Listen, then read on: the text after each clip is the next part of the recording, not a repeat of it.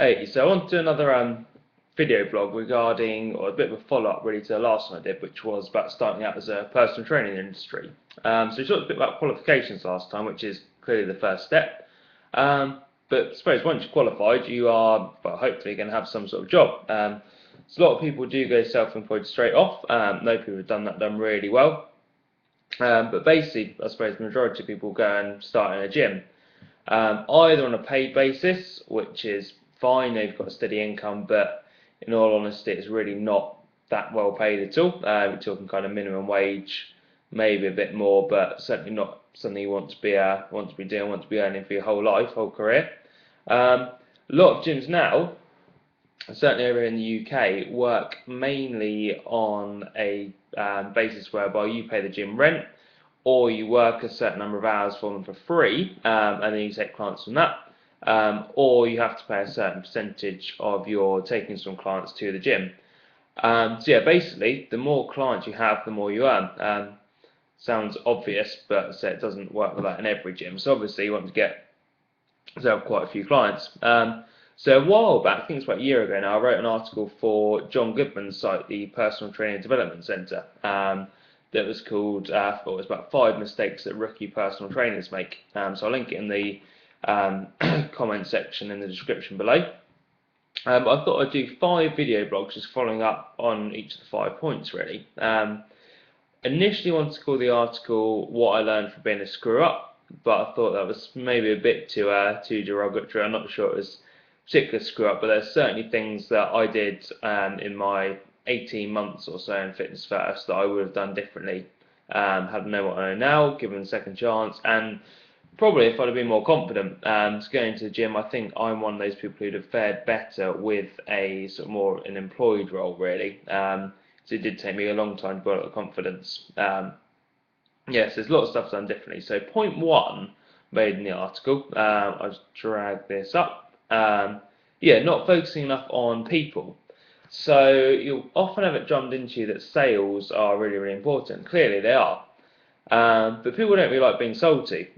You'll note yourself, you go in a shop and the salesperson's all over you, really you're not going to listen to what they're saying, you just want to get away. And it's no different with personal training really. You can play a numbers game, you can go up to everyone in the gym and say, do you want to train me, be interested in personal training, like that, or maybe even not be quite so blunt, but sort of talk to them about their training, but it's probably not going to work.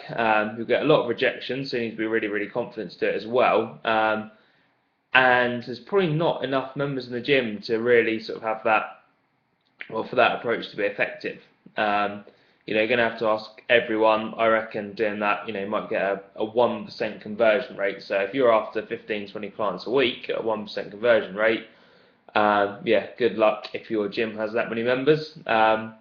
And to be honest, a lot of them who would answer yes, I'd want a trainer, or yeah, I'm interested in training, are probably with someone else anyway. So unless you're very lucky and you're one of the only trainers in the gym, that approach, I just get out of the way straight away. Don't even bother with that.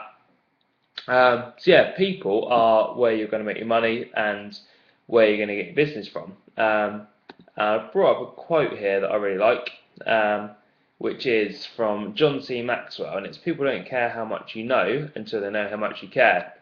It sounds a bit fruity, I suppose, but it's entirely true, I think. Looking at kind of like a case study, there are guys at my gym, other trainers who work there. There are a few of them who are doing fantastically well. Loads of clients had a brilliant relationship with them, got them into long-term clients, their money is guaranteed, which is exactly what you want as a trainer. But the way they did it, just watching them, you could pick up so much. They basically talked to everybody in the gym. Didn't matter if the person clearly didn't want PT, and they'd have a chat with them. Maybe not about training, but ask them how their day had gone.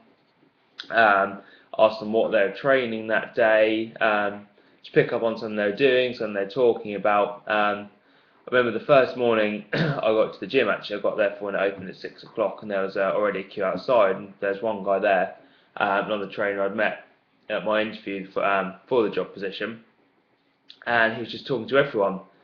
And I was talking to him a bit later and asked him about it, and he was saying a few of the people there, first time he'd seen them, but he decided to be friendly, decided to introduce himself, so he was the face they knew at the gym. Now, why that's so important is because a lot of time at the gym, people are going to be confused. You've all seen it. People go around the gym, clearly don't have any idea what they're doing. If they've not got a person to speak to and they're really confused and just don't have any idea what they're supposed to be doing there, they're going to struggle. They're going to quit the gym, and then that's a potential client who's no longer coming to your gym, who you're never going to be able to train.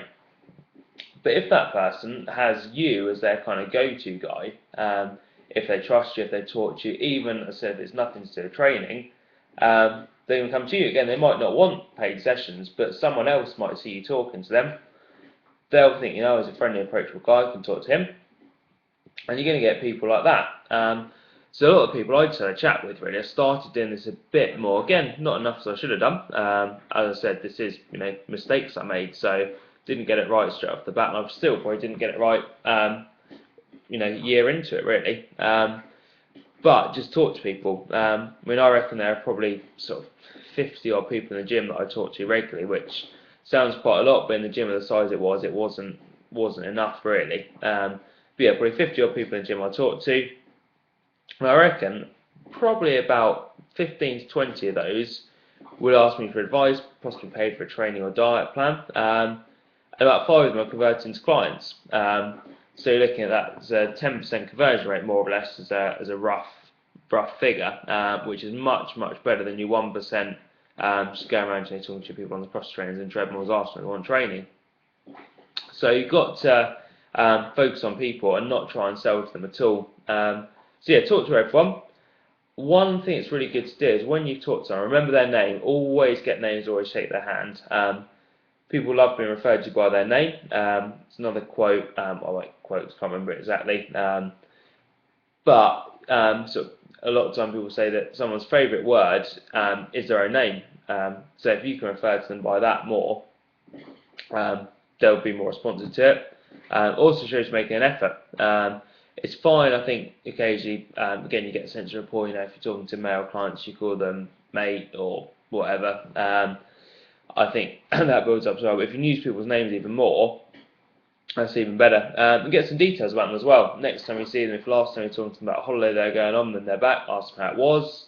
Anything like that, really. So just pick up what you can. And the more you talk to people, you'll get more confident as well, and then you can kind of start to sell. So if you see someone doing an exercise wrong, you might go up and offer them some technique advice. Again, without the intention at all, you don't still, doing your kettlebell swing, trying to snap your hips a bit more. Here's a business guide, do you want some sessions? Because again, that's going to completely break that trust relationship. But if you offer them some advice, say, if you've got anything else, just come over to me. I'll be over there for the next 20 minutes. Anything you need a hand with, I'm around. So if you make yourself available to people, they will come to you.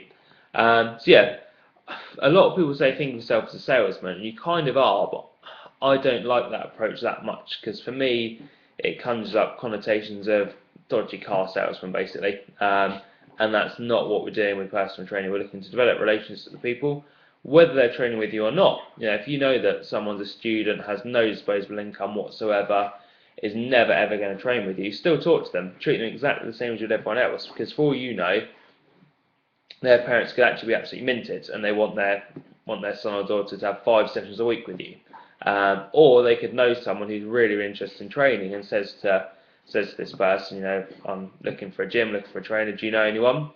They'll send them directly to you if they're friendly with you and they find you approachable and trustworthy. So yeah, focus on people, don't focus on sales, and if you get it right, then business is going to come to you. So yeah, that's kind of tip number 1. So I'll link the article below, and yeah, stay tuned for tip number 2.